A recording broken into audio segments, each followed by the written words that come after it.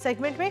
तो चलिए शुरुआत करते हैं न्यूज पंच की पहली और प्रमुख खबर के साथ, जो है दिल्ली से जुड़ी है, जहां आपको बता दें कि दिल्ली विधानसभा सत्र का आज है चौथा दिन और आज एक और कैग रिपोर्ट सदन में पेश की जाएगी, जो पूर्व की आप सरकार की स्वास्थ्य सेवाओं की पोल खोलेगी।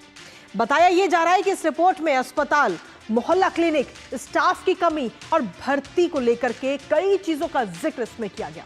हालांकि इससे पहले मंगलवार को नई आबकारी नीति पर आधारित कैग रिपोर्ट पेश की गई थी और इसके साथ ही जिसको लेकर के जांच के लिए पीएससी का भी गठन अब किया जाना है और ये समिति 3 महीने में अपनी रिपोर्ट देगी।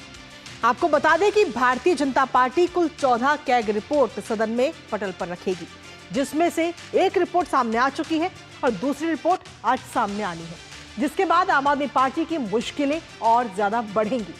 ऐसे में देखना यह होगा कि आम आदमी पार्टी किस तरह इस पर अपना पक्ष रखती है। करेंगे इसको लेकर चर्चा। विधानसभा सत्र में आज क्या कुछ होने वाला है खास, सबसे पहले एक नजर विधानसभा सत्र के कामकाज पर। तो आज स्वास्थ्य विभाग की कैग रिपोर्ट आज पेश होनी है। विधानसभा सत्र का आज चौथा दिन है। हालांकि पहले ये 3 दिन का ही सत्र था, लेकिन बाद में 2 दिन का सत्र और इसको बढ़ाया गया और आज स्वास्थ्य विभाग की कैग रिपोर्ट पेश होगी। दूसरी ये रिपोर्ट है और इस रिपोर्ट के जरिए कहीं ना कहीं कई सारे सवाल भी उठेंगे स्वास्थ्य विभाग को लेकर के और साथ ही पोल खुलती हुई नजर आएगी अस्पतालों की और मोहल्ला क्लिनिकों की।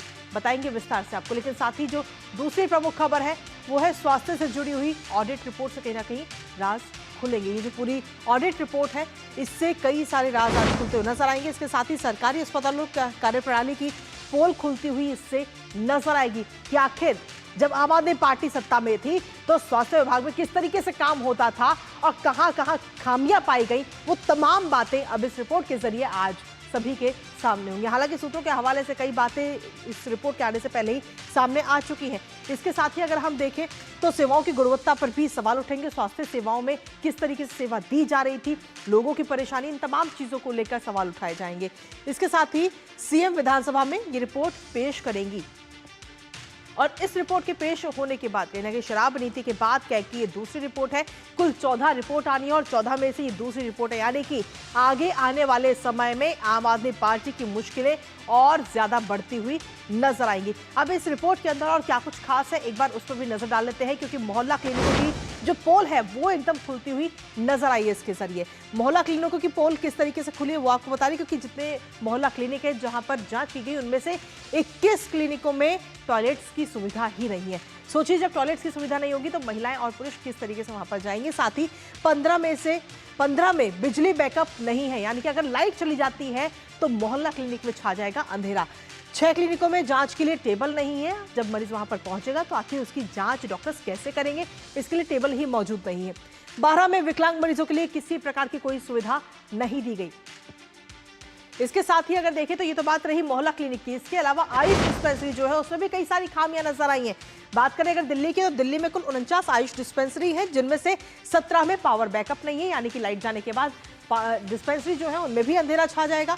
इसके साथ ही 7 में टॉयलेट की व्यवस्था नहीं है और 14 में पीने का पानी तक वहां पर व्यवस्था नहीं है आयुष डिस्पेंसरी में। तो अपने आप में कई सारे सवाल इस कैग रिपोर्ट के जरिए खड़े होते हैं। हालांकि अब इसको लेकर के जांच भी होगी और आज फिलहाल आज ये रिपोर्ट पेश की जानी है। इसके अलावा ये तो बात रही आयुष डिस्पेंसरी की, लेकिन अगर बात दिल्ली के अस्पतालों की करें तो उसमें भी वाकई कई हैराने वाले केस इसमें सामने आए हैं। अगर बात करें अस्पतालों की तो दिल्ली में 27 में से 14 अस्पतालों में आईसीयू की सुविधा ही नहीं है, यानी कि अगर कोई पेशेंट क्रिटिकल कंडीशन में होता है तो वो आखिर एडमिट कैसे होगा और कहां होगा, क्योंकि वहां पर आईसीयू की सुविधा ही नहीं है। 16 अस्पतालों में ब्लड बैंक नहीं है, यानी कि किसी मरीज को अगर ब्लड की जरूरत पड़ती है तो वहां पर ब्लड बैंक की ऑप्शन ही नहीं है। इसके अलावा 8 अस्पतालों में ऑक्सीजन की आपूर्ति नहीं है, क्योंकि कोविड के दौरान ये कहा गया था कि हर अस्पताल में ऑक्सीजन प्लांट लगाए जाएंगे, लेकिन सोचिए 8 अस्पतालों में ऑक्सीजन है ही नहीं।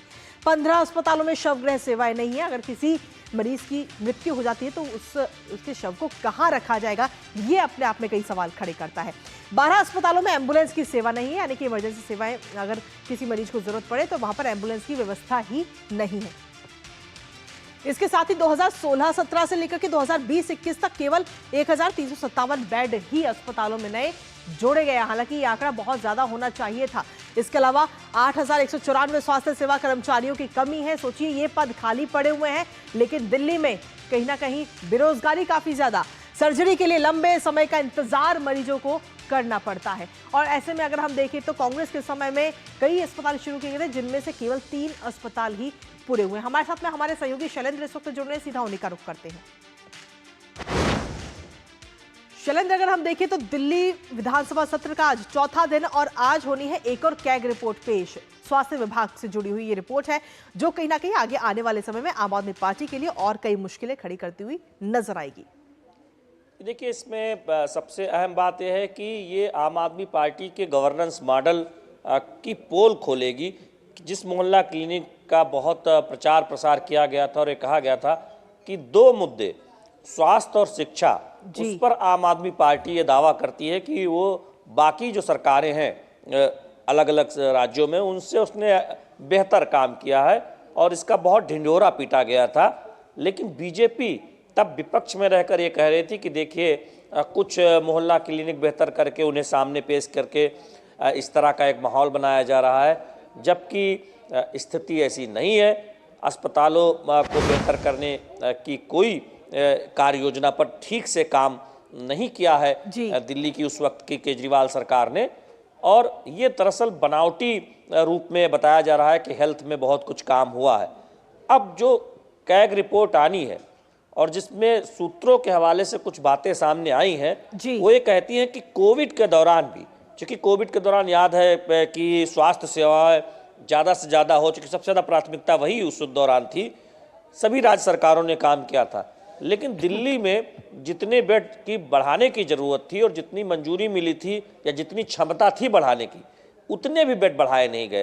तो इसका मतलब क्या है कि इतनी बड़ी लापरवाही की गई, चूँकि कोविड के दौरान मौतें हो रही थी और तब ये सामने आ रहा था कि जो भी स्वास्थ्य सुविधा हो, सरकारी, प्राइवेट, तमाम ट्रस्ट, वो ज़्यादा से ज़्यादा स्वास्थ्य सुविधा दें। और हम देख रहे थे कि डॉक्टर्स देश भर के और पैरामेडिकल स्टाफ जुटे हुए थे।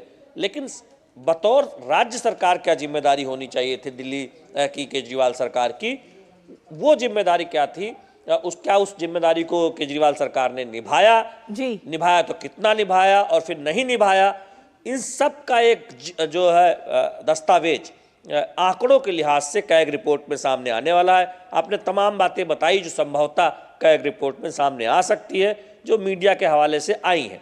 अब सवाल यह है कि शिक्षा और स्वास्थ्य, इन 2 गवर्नेंस मॉडल के पहलुओं पर आम आदमी पार्टी दावे करती थी।